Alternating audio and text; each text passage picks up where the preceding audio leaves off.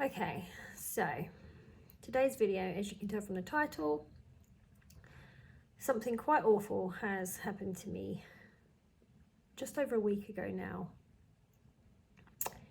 And it's not clickbait, and I don't even know, I've been thinking about doing this video and I don't even know how to broach it or what to say, but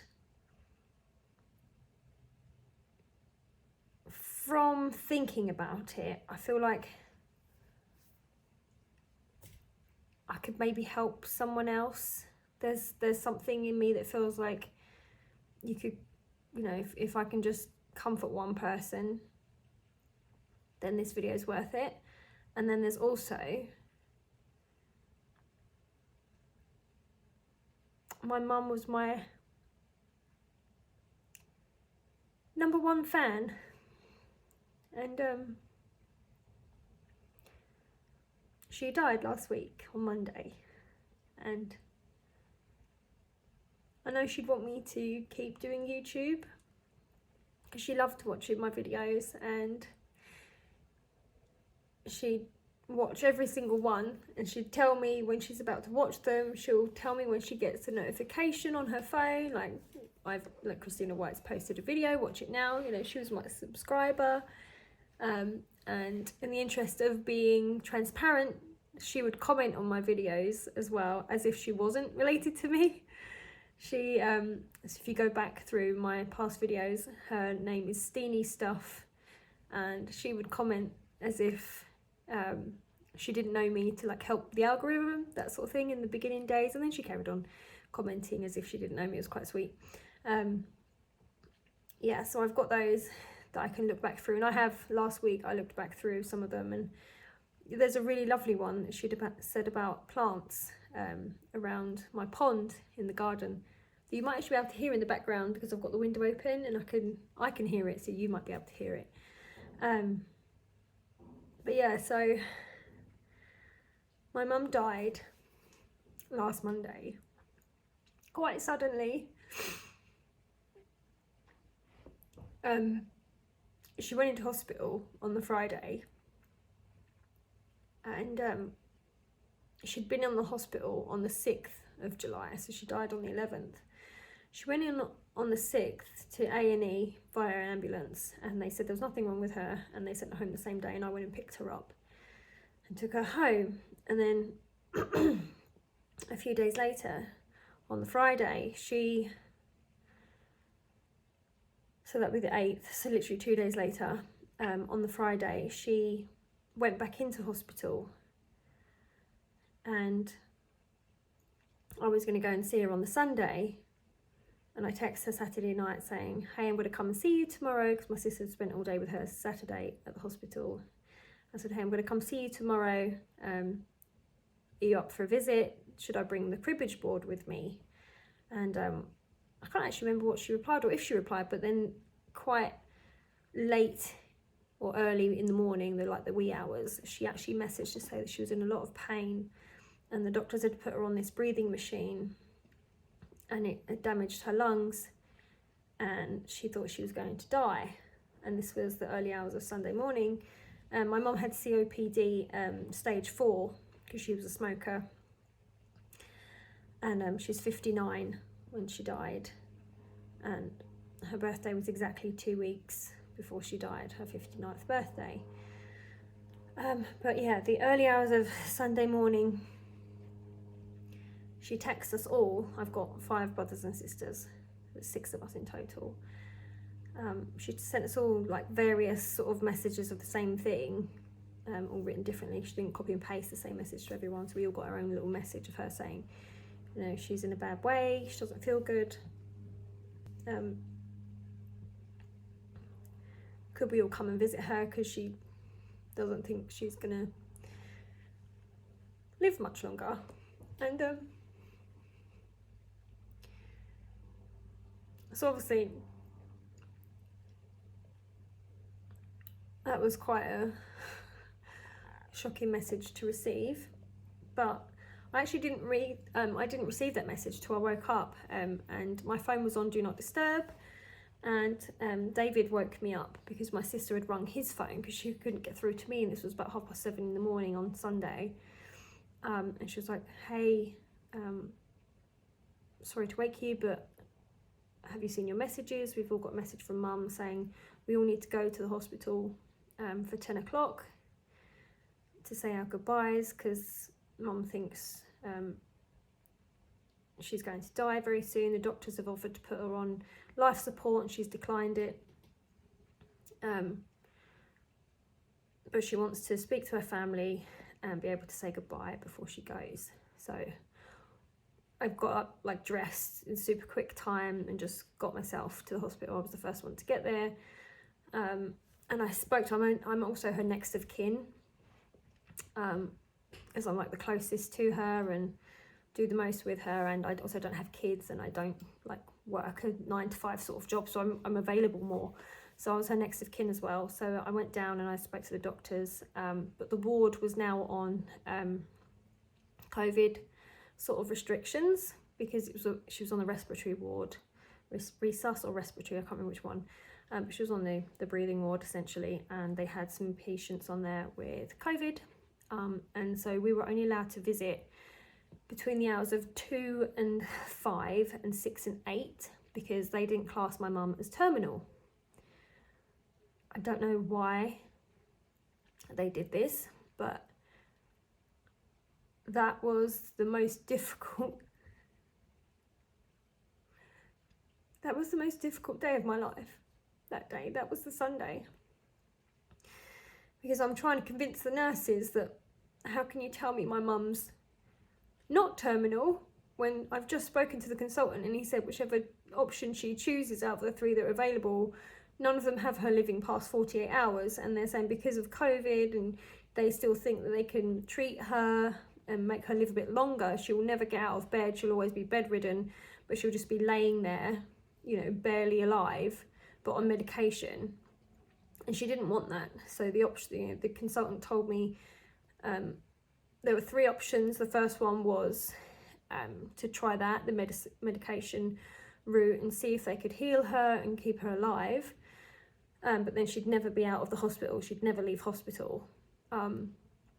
The second option was to take her off all medication and all of the machinery that she was on, and then to sedate her as she slowly passed away to make it more comfortable. And the third option was to intubate her, so to put her into an induced coma to see if she could heal. But then I asked the consultant, you know, what would the miracle situation be? You know, if a miracle was to occur, what would the miracle be? And he said it would be to intubate her and then she would get a new pair of lungs. But he's never seen it happen in the 33 years that he's been a doctor. So that was option 3 off the list because my mum was 59. You know, there's only so many lungs about, and the lungs tend to go to people that are younger and have got, you know, more life to live. Option 1 she didn't want because she didn't want to just lay in a bed. She was already like suffering with depression and things like that from being housebound, essentially. Like she couldn't leave the house on her own. She could only leave the house if like I would take her to the shops or bring her over here and things like that. So she didn't want number 1 either. So she chose really bravely number 2 to end her life peacefully.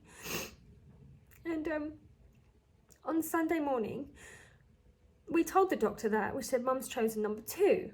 And he said high escalation. And I didn't understand what that meant. Like, no one explained to us what would actually be the next course of action. They just said high escalation.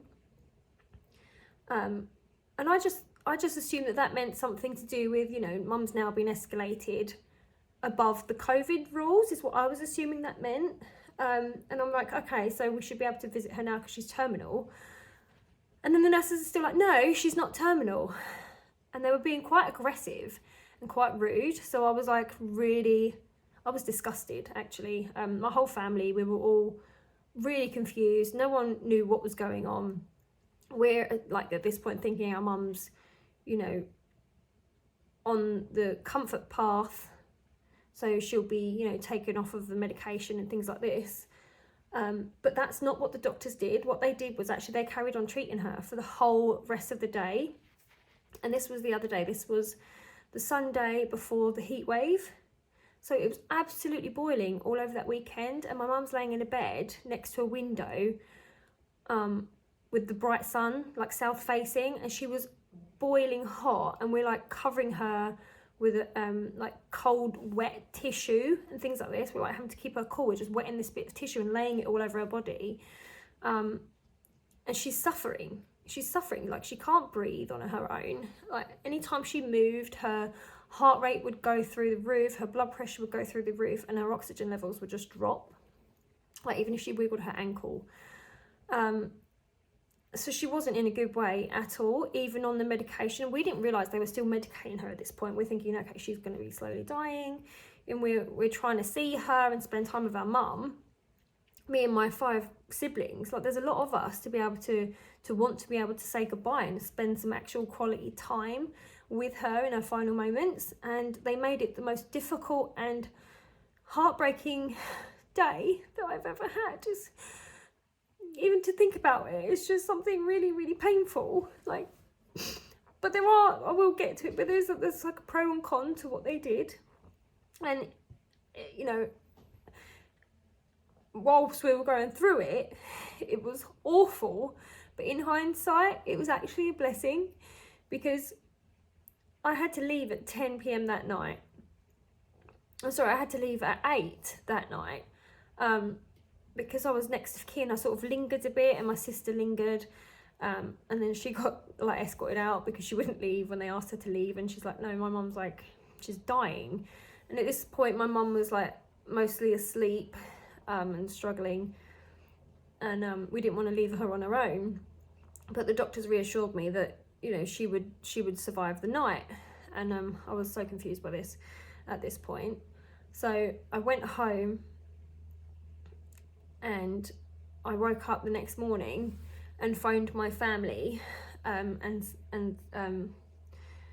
just said, like, I'm going to speak to the doctors today and find out what happened yesterday, because what happened shouldn't have happened. Like, mum shouldn't have been suffering for another day. She shouldn't have been on her own and all this stuff when, you know, she's literally on death's door.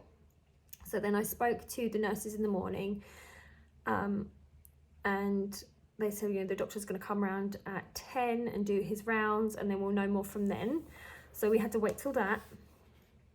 And then when the doctors did come at 10, they phoned, my sister was on the video call, sorry. My sister was on the video call with my mum at the time. And, oh God, I just remembered something else. Oh, it was awful.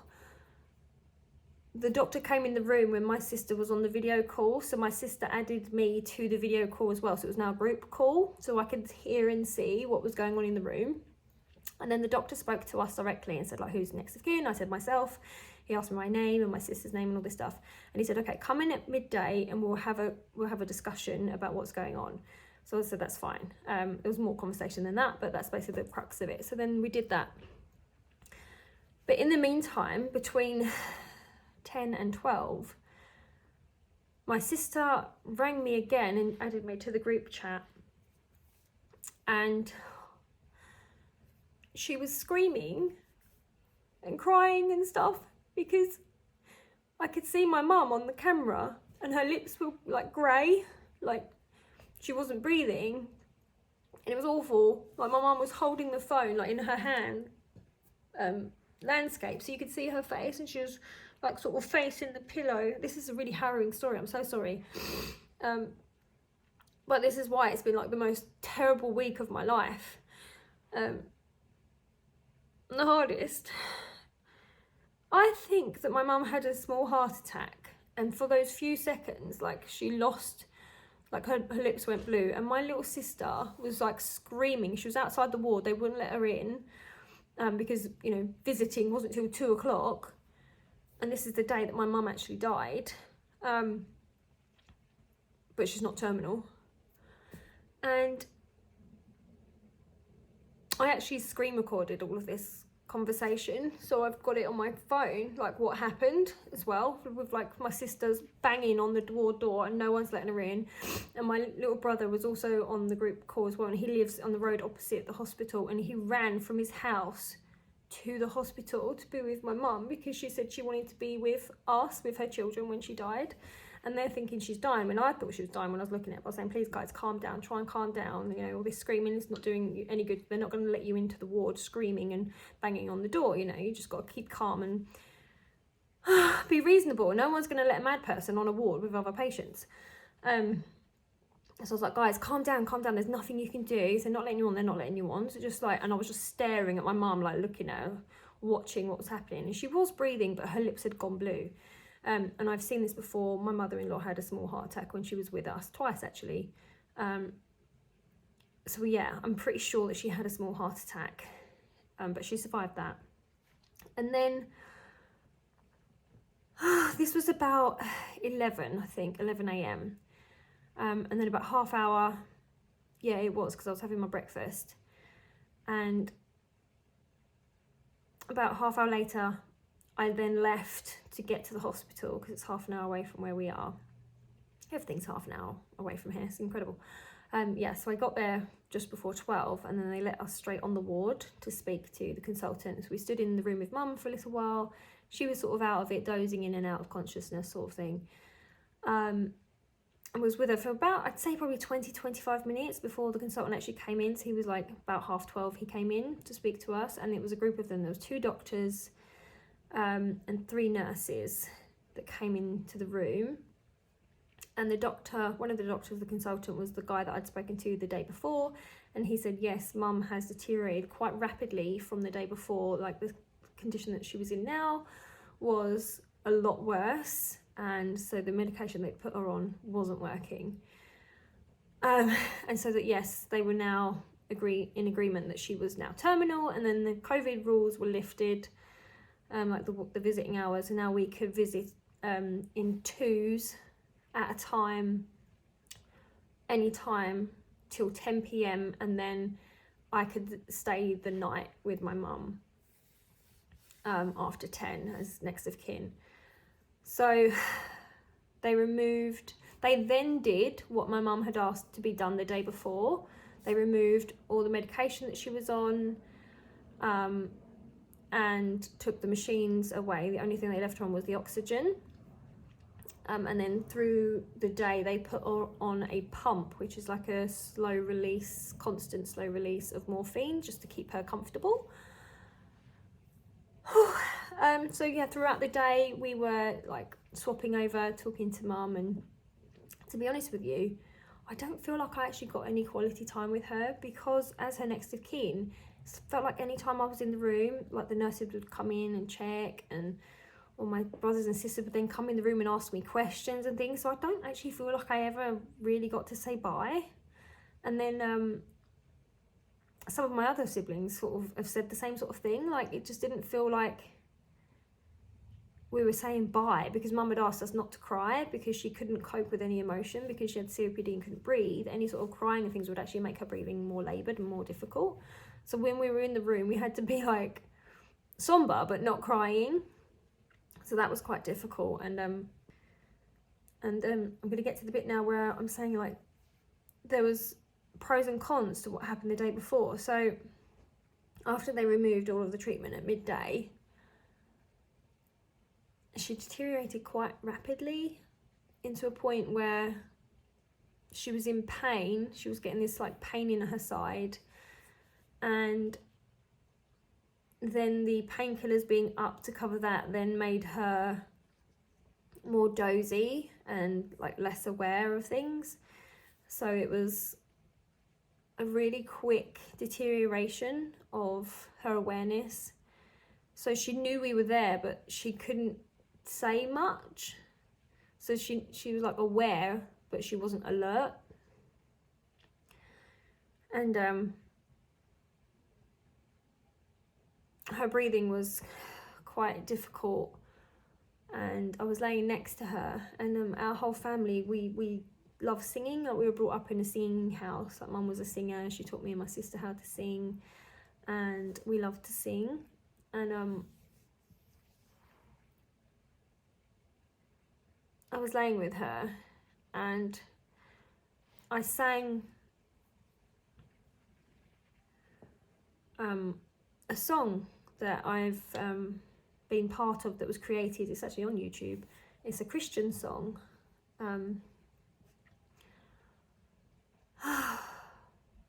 It's called Under the Shadow, and I just sang it to my mum as she was laying there, and she sort of, oh no, hang on, that's the song I sang at the end of the day. No, I sang something else. What song did I sing? Oh, I can't remember, but I sang a song to her anyway. The first song I sang, I can't remember which one it was. And she sang it back, like she sung with me, some of it. And then, so this is like, I'd only been in the room 10 minutes at this point, and then my brother came in with my cousin. And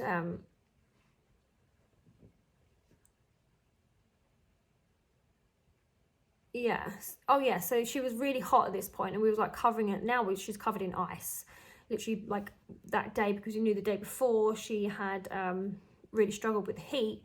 So then I said to everybody, like, let's get bags of peas. I had some freezer packs that come with the HelloFresh that I already knew were in my freezer. I had 4 of those in the freezer, and I brought those with me, and like them gel packs, the soft ones. And then like she had those on her head, one under like back of her neck, one between her legs, one under her arm and things.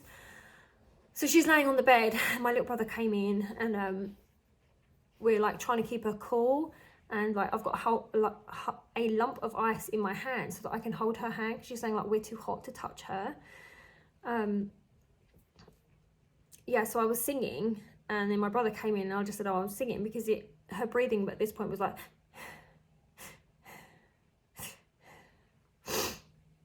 like that. But then if I was singing, she'd stop making that, and it was like a noise as well. She wasn't just breathing like that, she was going like that. And I just thought that's like quite a distressing sound to hear. So I sang, and then it stopped her doing that, so she would like sing with me. And then my brother sang a song as well, and then I filmed him singing it, and didn't know he could sing until this point. Excuse me. Yeah, I didn't know he could sing until I heard him sing this song. And I was singing it yesterday. I can't remember what song it's called off the top of my head. It's an old song. It's an oldie but a goodie. I'll put it down here if I remember to write it. I'll get it on my phone and I'll have a look. But I can't remember how it goes. But yeah, he was singing that to her, and she was singing along to bits of it. Oh, it was something about if I could fly beneath the wings of a bluebird as she sings. That song. He sang that to her, and she does it, cheer up Sleepy Jean, and she sang to that bit, cheer up Sleepy Jean, that bit. Yeah, so I've got that on video. And then my brother recorded me and my sister singing Amazing Grace to my mum. And there's a bit in there where it like gets like a high note, and my mum, yeah, she's out of it at this point. It's not like gonna win any awards, her singing in this bit, but it was wonderful because she sang like the loud bit. I can't remember what bit it was, but she sang it, and it was just like, we were like, go on mum, go solo sort of thing. And yeah, we've got that on video as well, so that's lovely. But yeah, as the day went on, I let my brother spend a lot of time with my mum because he'd moved away, and didn't see her very much at all because he lived so far away. And I thought it was important for him to be able to see her and spend some time with her before the end. And then he left just after 8 o'clock, about 8:30 actually, I think. And then I went upstairs, and throughout the day we'd been changing. I think the last time I saw her was when we were singing Amazing Grace, and she was quite tired at that point. And I went back upstairs when my brother left, and my other brother had left as well, and then my sister had left, and because I just said, everybody go home, get some sleep. The doctors think, you know, she could live another 3 days like this. So none of us thought that she actually was going to go that quick. And then when I went back in the room, she was completely out of it, except at this point she was sort of very sedated, heavily sedated, and I was with her on my own, and I shuffled her over on the bed and I laid down beside her and I was cuddling her. And this is where I sang the song that I was part of. It was like produced by someone that I know, a Christian song called Under the Shadow, and I was like hugging my mum laying next to her, and I sang this song to her, and she was on the pillow and she like lifted her head up as if to listen with both ears to me singing, and that was like the last like physical sign that I got that she was there still. What I got.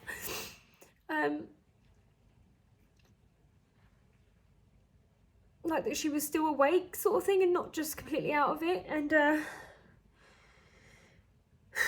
yeah, so I did that, and I laid with her for a good half hour by myself then, and the nurse came in just to like check and was like, I'm so sorry, you know, all this stuff, I really feel for you guys, this is heartbreaking and all that stuff. And then my sister came in with her husband for their sort of final like buys for the day, because it was getting late now, and you know, they was only allowed to visit till 10 p.m. and yeah, I left the room so that they could speak to her, and went out into the corridor, and I phoned my two best friends, and we had a little video chat, and then David rang me to say he was at the hospital and could I just sort of talk him through the directions to get to the room, because he couldn't remember it from the day before. So I did that. So I got off the phone to Deanne and Sarah, and I spoke David with the directions up to the room, and we sat out in the corridor for a little bit longer because I wanted to give like Tabitha, my sister, and her husband Chris a little bit longer to spend with my mum, because I was going to be sleeping the night with her anyway.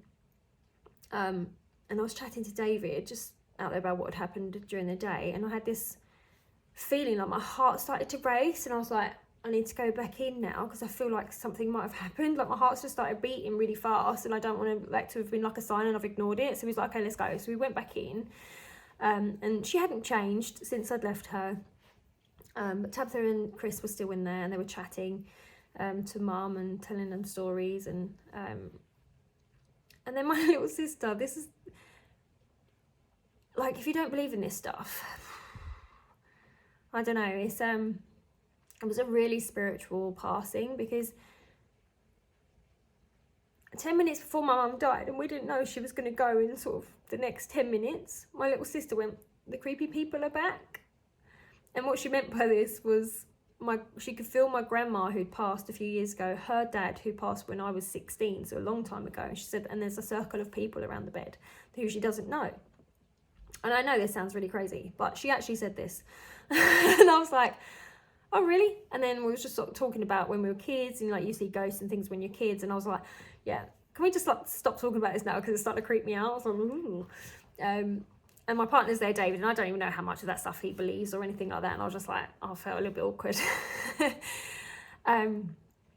Yeah, and then she just said a few little more things to my mum. She was laying on the bed at this point next to her, about her daughter getting into the school that she wanted and all that stuff. And then David was like, oh, I'll make a move, I'll say my goodbyes, I'll make a move.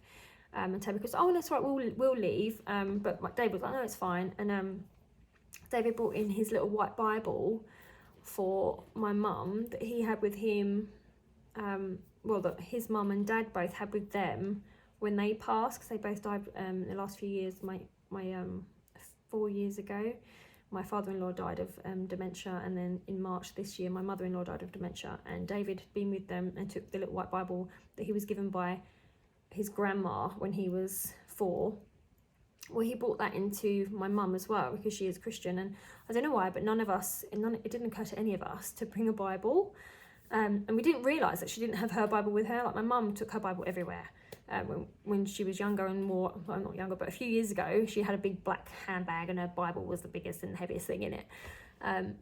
But yeah, she used to like have a Bible with her all the time.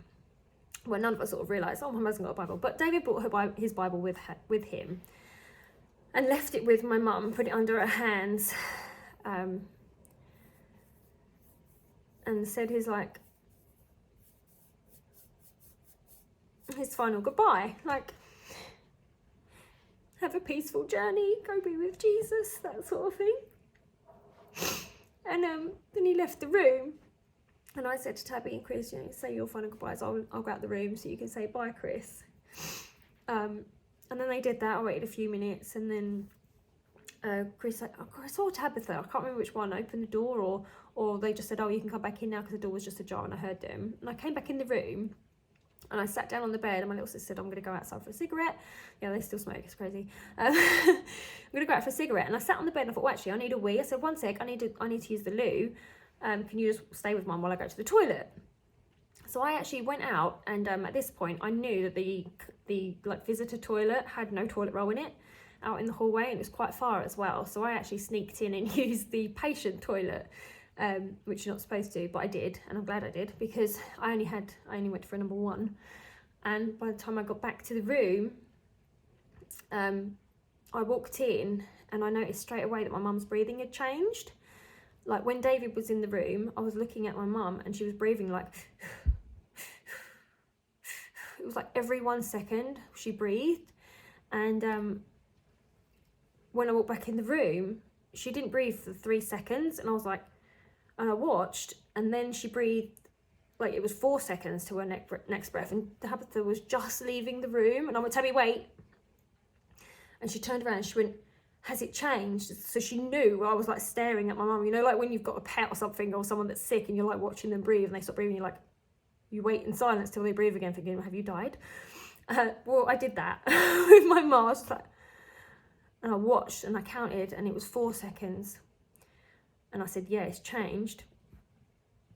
Excuse me, I keep burping. And then it was 4 seconds again, and then it was 4 seconds again, and then it changed to 5 seconds. And I said, Tabby, get the nurse. And then Tabby like opened the door. I said, nurse. And then like she walked out of the room, and I said, Tabby, come back, because then she didn't breathe like for the 5 seconds. And I was like, I thought she'd gone. So I like quickly called Tabby back, because I didn't want it to be just me, because my mum really like said she wanted her children around the bed. And the nurse came in really quick, looked at her, and he said, yeah, it's time, ring them. So we got on the phone. I rang David. He hadn't even made it out of the hospital at this point. I said, babe, she's going now, come back. And he did. He made it back. And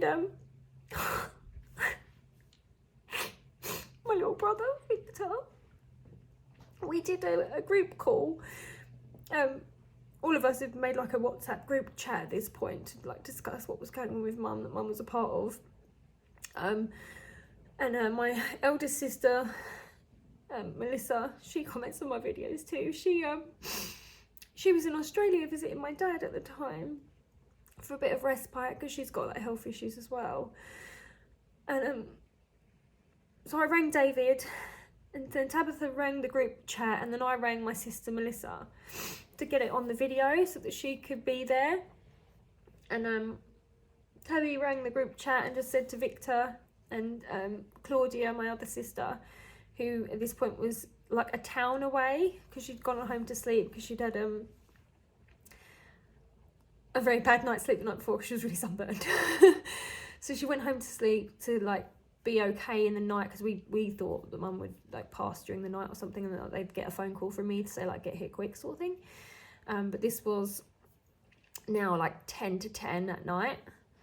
And my little brother ran again. Like, he ran from his home with his wife. They just ran as quick as they could, and they kicked off his flip-flops in the corridor as he was running. And while he was running, my mum, I was watching it, I was like laying next to her on the bed, and my sister was the other side, and she was like in the middle.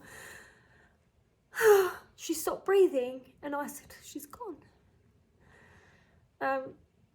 And he hadn't made it yet. He was like, I'm at the door of the ward. And I think like the nurse must have gone out there to like wait the door, because there was no like period of waiting for him, like, let me in, none of that. It was like, I'm at the door, and then he was in, basically.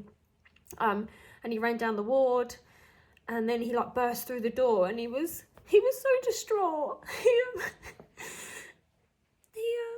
like jumped on the bed, was like, Mum, I'm here, Mum, no, Mum, and all this sort of stuff. And I was just like, oh my God. And I was like, kiss her, because as he came in the room, I thought she'd already passed, but she breathed. As he came in the room, she just did like one more breath. And I was like, give her a kiss, kiss her. And he kissed her on the head, and then it was all like crazy.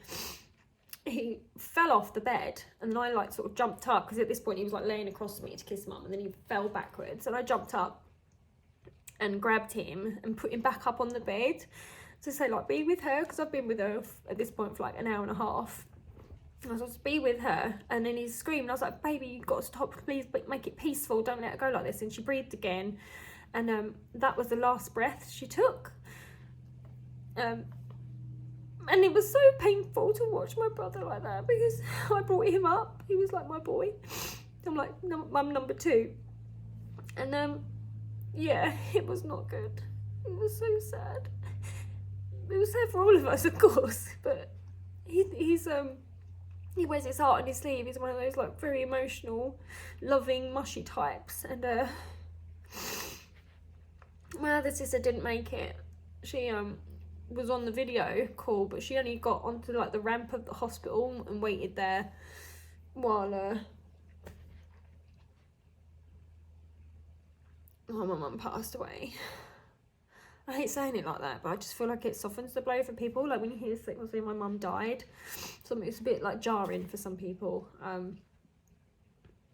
Yeah, my other sister and my other brother were on the video chat still, because my other brother was driving back to Oxford at this point.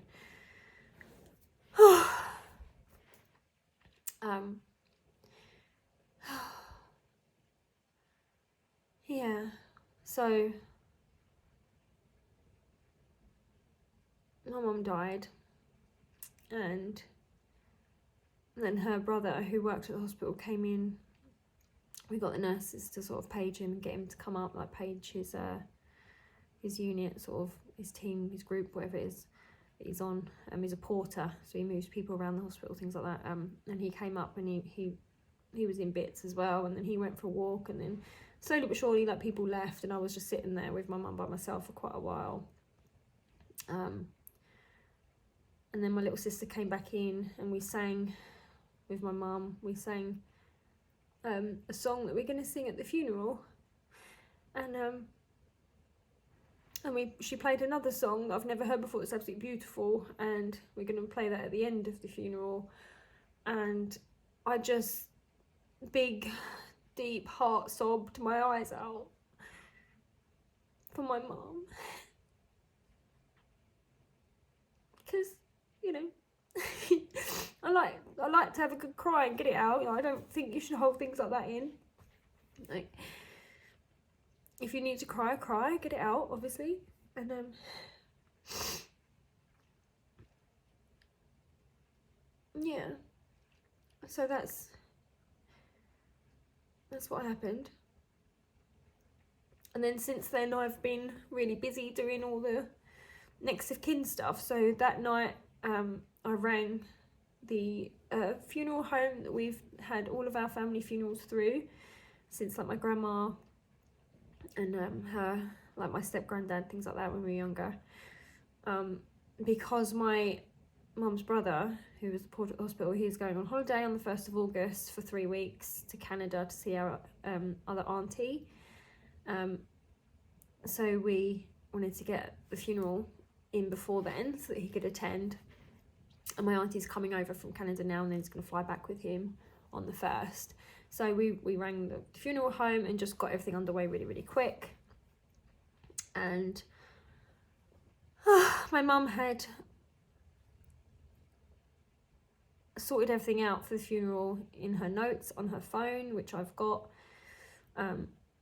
You know, she did, like, her will through her phone. She said what she wanted everybody to have, etc.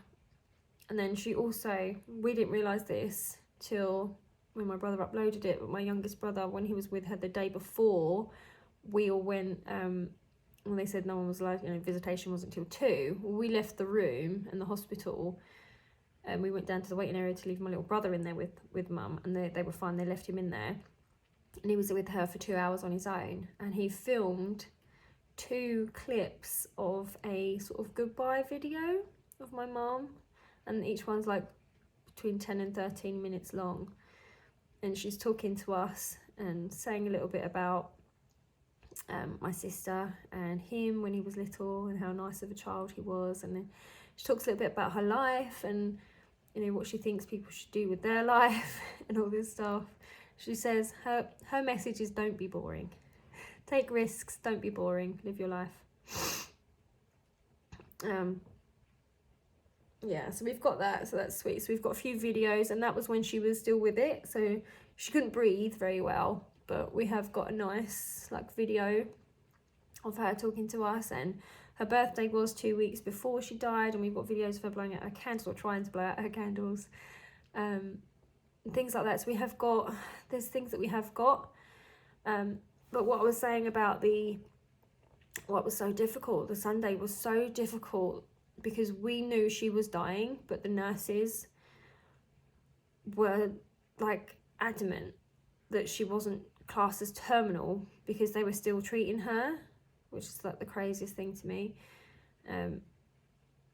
But because they did that, we did get that Sunday with her where she was alive and well. I wouldn't say well, but alive and with it. But on the Monday by 4 in the afternoon, and they only took the medication away at 12. By 4 in the afternoon, she was quite heavily sedated. So we wouldn't have got that extra day with her. So even though that was so difficult on the Sunday, I'm still grateful for having had that extra time. And it gave everyone a chance to see mum, like her brothers,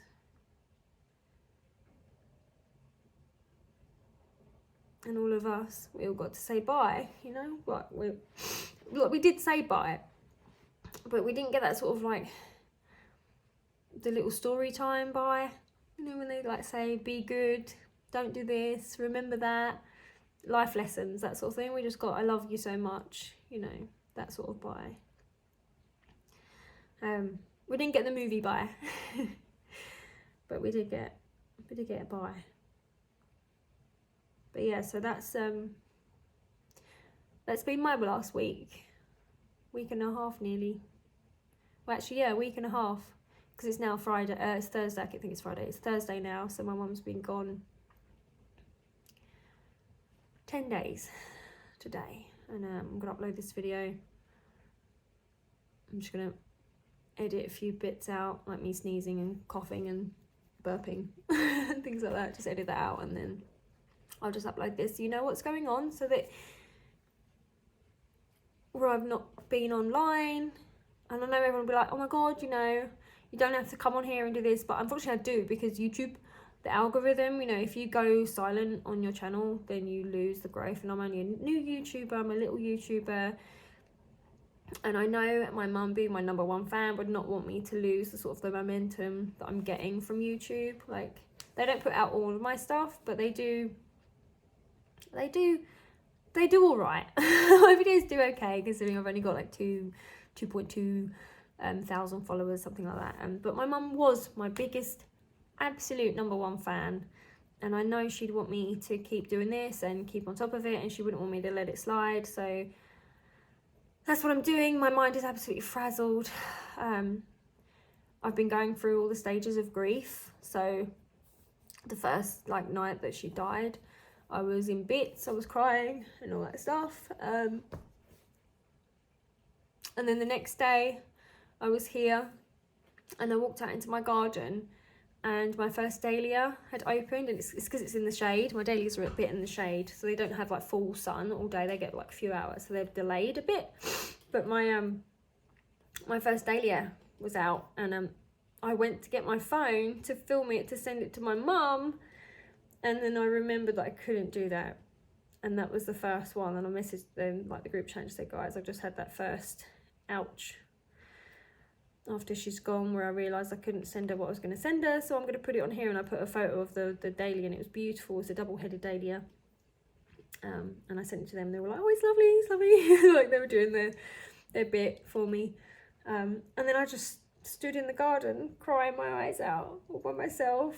And I kept going like in and out of, not conscious, but I kept like zoning out. I would just be standing there in the garden, like staring off into space. And then I'd come to and I'm like, how long was I standing here for doing nothing, you know?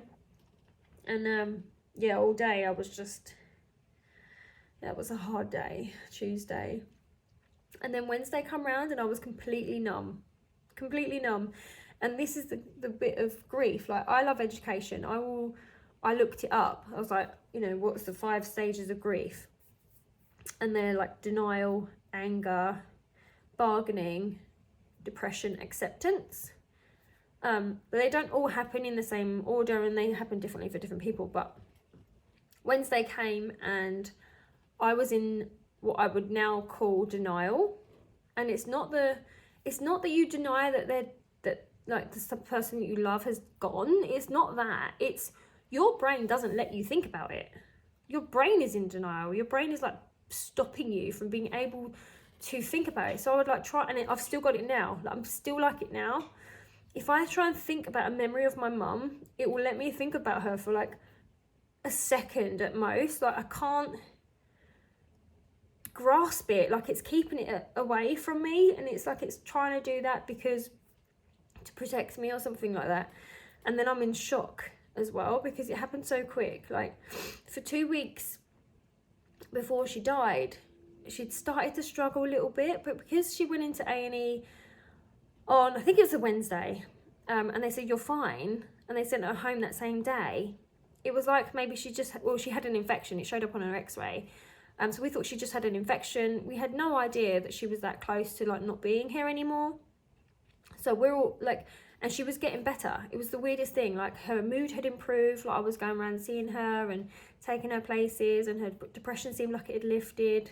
She like got a zest for life again, and she wanted to live, and she was talking about getting a lung transplant or a lung reduction surgery and all this stuff. And she was like trying to get her health back up, and she was like using a walker in the garden and walking around the garden, like doing laps and things. We've got videos of her doing laps in the garden a couple of weeks ago.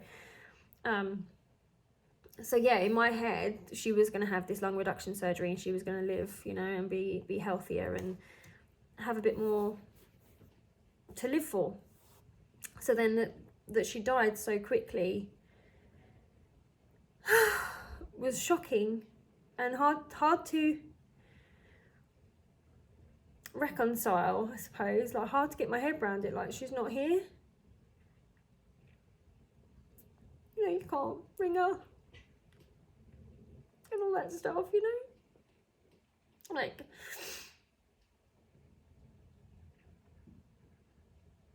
that's it. That's like as much as my brain will let me think of her. Like, it lets me think of the things that I'm sad about, like that. I remember, like, I wanted to ring her today, and I couldn't, and then that makes me sad, it makes me cry. But then if I want to think about our memories, they're like flashes, they're little flashes, and I want like a full memory. But my brain's blocking me at the moment. So that's denial. I've had a few flashes of anger, and where I get like, I'm short-tempered and I'm short of patience and things like that, but nothing else at the moment. I'm just like numb. So the purpose of this video is to tell you what's going on with my channel at the moment. You know, I'm going to try and keep up with the videos. We're putting money in for the funeral and things like that, and I'm not going to be buying any clothes for the next couple of weeks. I have got some things I want to unpackage behind me, so I'm going to do like a video for like what I bought recently, but this is all things that I bought before my mum died. I'll do that, and then I'll maybe do like a tour of this room, like my dressing room tour. Finally, I keep meaning to do that. Just things that I can do without having to do too much, you know, because my brain, I'm completely frazzled. Like, I've got everything done with the funeral. She's having a beautiful funeral, absolutely gorgeous funeral she's having, and we've got 4 white horses with a white hearse, And my mum's favourite colour was red, and she loved red roses. So the white horses are going to have the red plumes. And we're leaving from my sister Mel's house, because she was the one who was in Australia. And I just thought that would be a nice thing for her to be able to do, like have mum leave from there, because she wasn't able to be there when she passed. And wasn't able to like spend the 2 days that we all got with mum either. So we're doing that. So yeah. My brain's frazzled. But hopefully someone else maybe going through the same thing, message me if you want.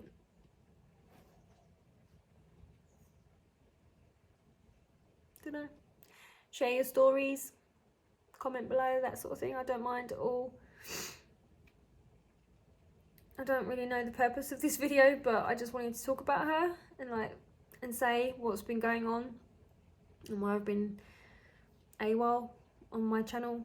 But I do want to sort of not honour my mum by keeping my channel up, but just doing as I know she would want me to keep my channel up and keep it going, and not just disappear and then come back and have to struggle to get it seen or whatever. So I just know that she wanted me to carry on doing that, and I just thought, you know what, I'm going to tell the story of my mum because she's beautiful. Then I'll always have this as well, this video. And